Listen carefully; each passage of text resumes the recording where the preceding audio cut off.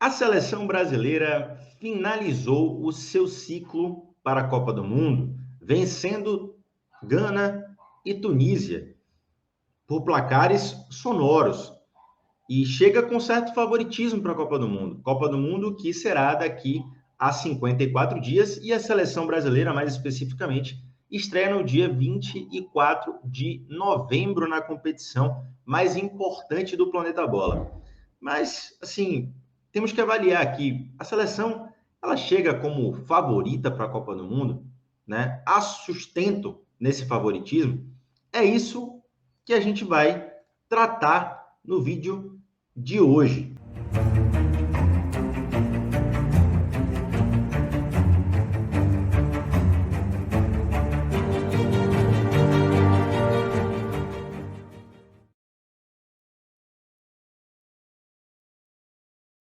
Eu me chamo Mauro Maia, esse aqui é o Los Futebólicos, o canal que proporciona a vocês um debate mais aprofundado sobre o esporte mais amado do planeta.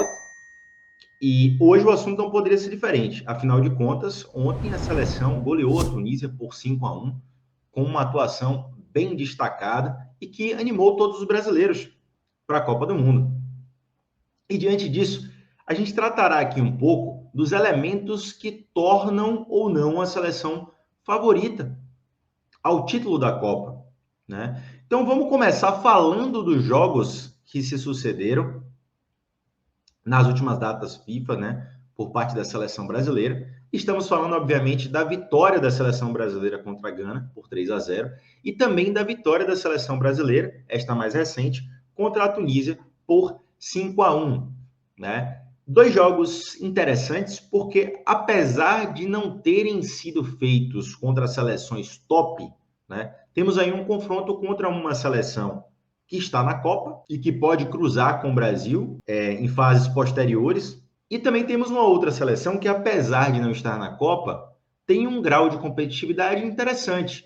Não necessariamente como um primeiro escalão das seleções, né, do futebol de seleções, mas pelo fato ali de organização estrutural. O que a seleção brasileira vai enfrentar? Pode ser que enfrente situações parecidas dentro da Copa. Então vamos passar aqui, ó, para falar um pouco dos jogadores que ganharam espaço nessas partidas.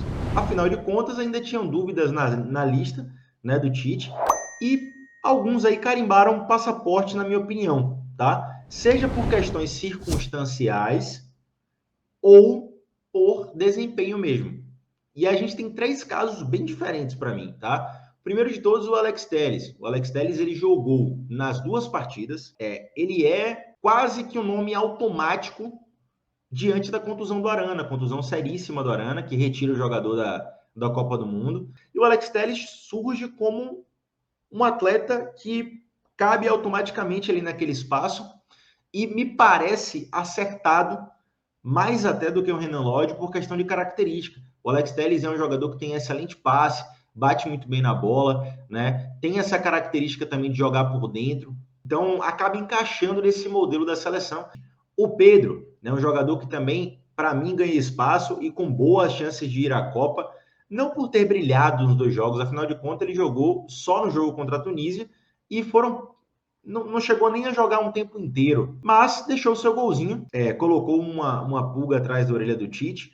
Eu acho que muito mais do que isso, o Tite já conhece o jogador, falou que o tempo que ele entrasse não necessariamente seria significativo para ele ir à Copa ou não. E mais do que isso, o Pedro é um jogador com características muito peculiares, né? É um centroavante que permite essa questão do apoio frontal, né? O famigerado aí pivô, para que tabelas ocorram. Um jogador que também, quando está atuando contra adversários em linha baixa, cria possibilidades por meio de bola aérea, por meio de uma movimentação para fazer tabela, como eu bem disse. Tem um senso de posicionamento também muito interessante. Então, isso acaba sendo um trunfo por parte do jogador e, na minha opinião, chancelando a ida dele para a Copa do Mundo. O terceiro caso é o Richarlison. É um jogador que já estava praticamente certo, mas fez os dois últimos jogos ele foi muito bem, e nessa circunstância tem boas chances, na verdade, né, porque temos aí um espaço ainda até a Copa do Mundo, mas tem boas chances de começar a Copa como titular. alguns outros jogadores que podem pintar, por exemplo, o Bremer. O Bremer surge como um potencial nome de quarto zagueiro. Afinal de contas, o Gabriel Magalhães ele não foi convocado dessa vez e foi pouquíssimo testado na realidade, né? O Bremer que se mostrou nas últimas temporadas, pelo menos nas últimas 2 temporadas, um zagueiro muito sólido, né? A última temporada, inclusive, dele, consolidada com o título de melhor zagueiro do campeonato italiano, jogando pela Torino. E agora pela Juve vem fazendo partidas sólidas também, muito embora o time não esteja no seu melhor momento, tá? E aí, passando desse ponto dos jogadores que ganharam espaço, vamos pensar também nos jogadores que perderam espaço. E aí eu tenho que falar de Matheus Cunha. Eu acho que é um jogador que não vem correspondendo, não só no seu clube, mas também na seleção. E tem tempo já que isso vem acontecendo. Eu acho que a gente tem outros jogadores hoje que estão na frente nessa disputa e não tem muito sentido, pelo menos na minha opinião, em se colocar o Matheus Cunha à frente de alguns outros jogadores que estão muito bem, tanto nos seus clubes quanto na seleção. Passando esse ponto dos jogadores, eu acho que a gente tem que começar a falar por que a seleção sustenta esse favoritismo, né, ao menos na minha opinião. O primeiro ponto é que existe um modelo muito bem definido e essas 2 partidas, né, que estão mais próximas ali da Copa do Mundo, mostram que tanto no momento ofensivo quanto no momento defensivo a seleção tem uma ideia muito bem destacada. Aqui a gente está vendo, por exemplo, nesse primeiro quadrante, uma organização ofensiva da seleção contra a Tunísia e aqui atenção, tá? Danilo como um volante ao lado do Casemiro, uma construção de 3+2, na qual o Alex Telles está presente aqui pelo lado esquerdo, e uma linha de 5, tendo Paquetá na amplitude, ao invés do Vinícius Júnior, e o Fred pela direita, tá? Já que o Rafinha tem essa característica, né, de centralizar um pouco mais, se aproximar do atacante, jogar em zonas mais centrais ali em determinado momento, lógico, com variações. Então a seleção, ela tem essa estrutura pré-fixada de 3-2-5, mas a depender dos jogadores que ali estejam, muda bastante em termos de função. Do outro lado, a gente já está vendo aqui a organização defensiva no momento contra a Tunísia, e aí eu chamo a atenção aqui para o Neymar, que sempre é preservado. No jogo contra a Coreia, por exemplo, que a gente pegou aqui a organização defensiva também, o Neymar é esse jogador aqui, está sempre preservado.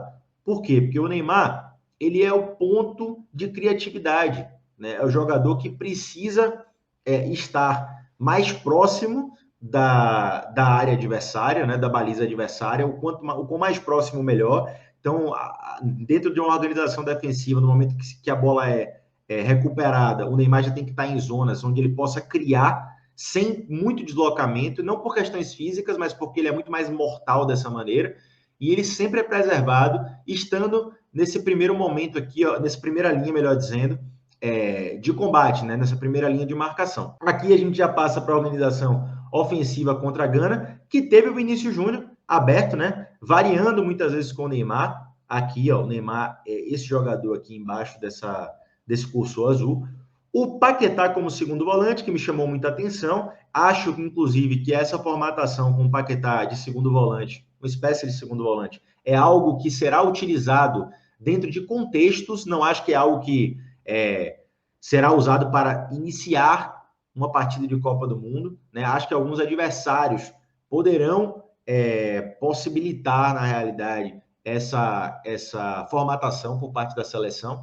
Eu acredito mais no Fred ali como um segundo homem, né? Fazendo essa dupla com o Casemiro, ou até o Bruno Guimarães mesmo, justamente pelo fato de que são jogadores mais equilibrados no momento ofensivo e defensivo do que o próprio Paquetá. E para mim, o fato de já ter um modelo definido é algo que coloca a seleção num patamar acima de muitas outras. Porque tem seleções que chegaram até esse momento sem ter, de fato, uma forma estabelecida, né? E isso é algo que atrapalha muito. É fruto de um roteiro de ciclo acidentado, tanto em termos de dúvidas, quanto de atletas, né, no caso, para determinadas posições. E aí, obviamente, que tem o contexto de cada seleção, a habilidade de cada posição em cada contexto de seleção. Não ter uma forma, para mim, demonstra muito essa questão de um roteiro acidentado por parte do ciclo de Copa, né? O ciclo que antecedeu aí a Copa.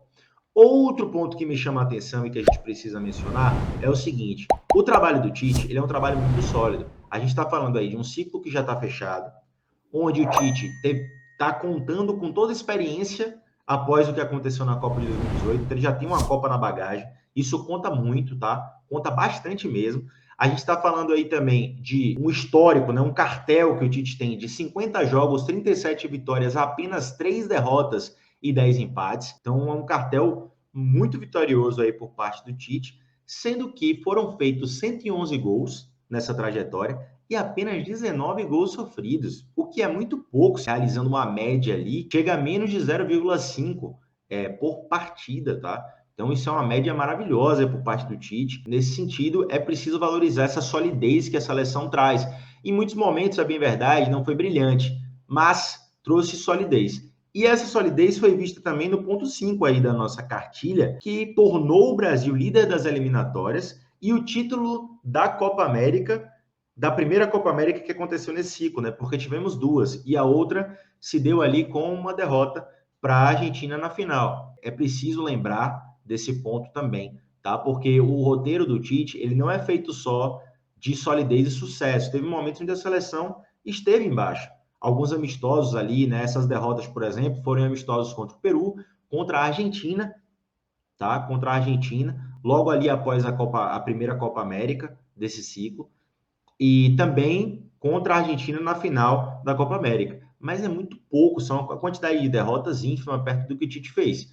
E o último ponto, que é o ponto que a gente já trouxe, eu não preciso mais adentrar, é a questão da variação tática. Tem muitos elementos dentro desse contexto da seleção, principalmente no aspecto ofensivo, que evoluíram. Existiu muita diversidade. Em um momento era o Lodi, que atacava pelo lado esquerdo, nessa linha de 5, como um ponta mesmo, e depois mudou. Os dois pontas passaram a estar em amplitude, passaram a ser os jogadores que compõem essa última linha pelos lados do campo, com muita variação, né? Muitas vezes até o próprio Neymar, ele acaba trocando de posição com um desses pontas, não para ser ponta, mas para preencher esse espaço e criar. Então tem uma série de pontos aí que são muito interessantes por parte dessa seleção no quesito tática. E é por isso, por todos esses pontos, que a seleção acaba sendo uma das favoritas, sim, à Copa do Mundo. Inclusive, grandes jornais como o Le Parisien, o próprio Olé, eles trazem a seleção como favorita de fato. E se a gente pensar num contexto de seleções, não tem como se furtar disso. Favorita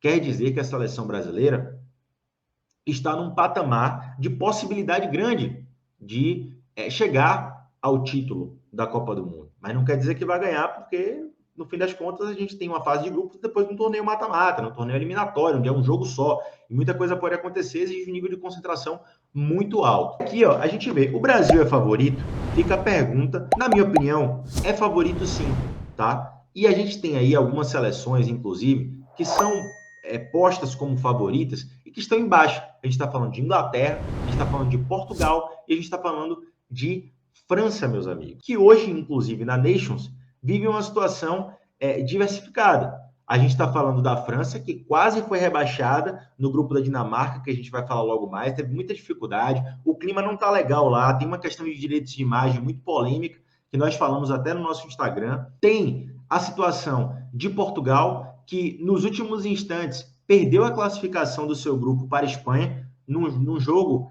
que era decisivo, né? O último jogo da fase de grupos, onde a Espanha vence Portugal e consegue chegar no Final Four. E a Inglaterra também, que não está nos seus melhores momentos. Inclusive, o Southgate tem muitos questionamentos aí por parte da mídia inglesa, e isso é fruto também de um desempenho abaixo do esperado por parte do inglês, né, do Southgate. De outra banda, a gente tem 3 seleções que estão ascendentes.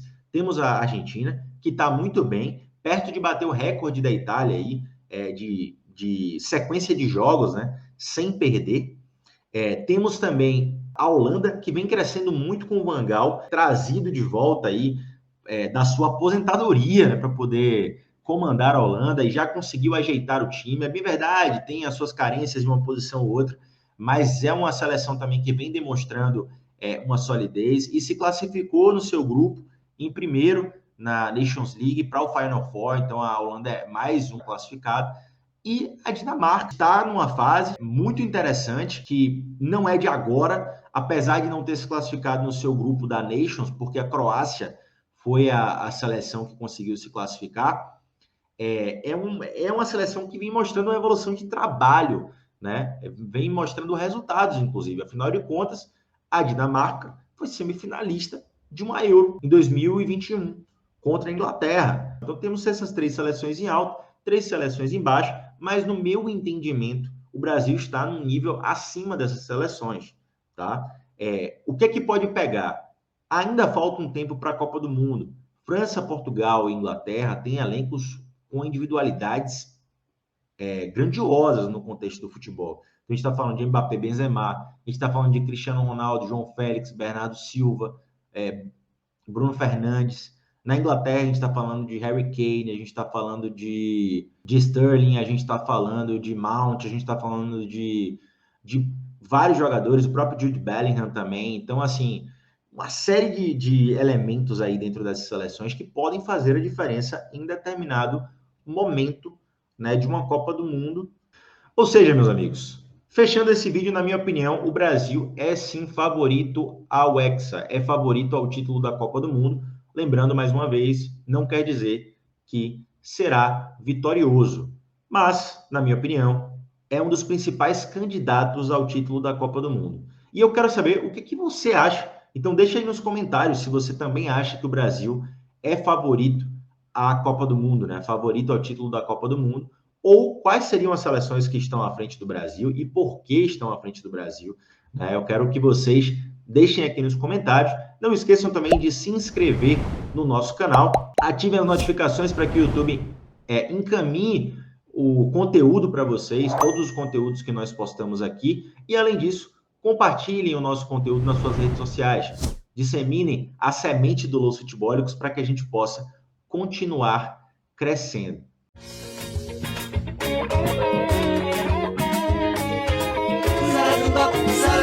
Zara,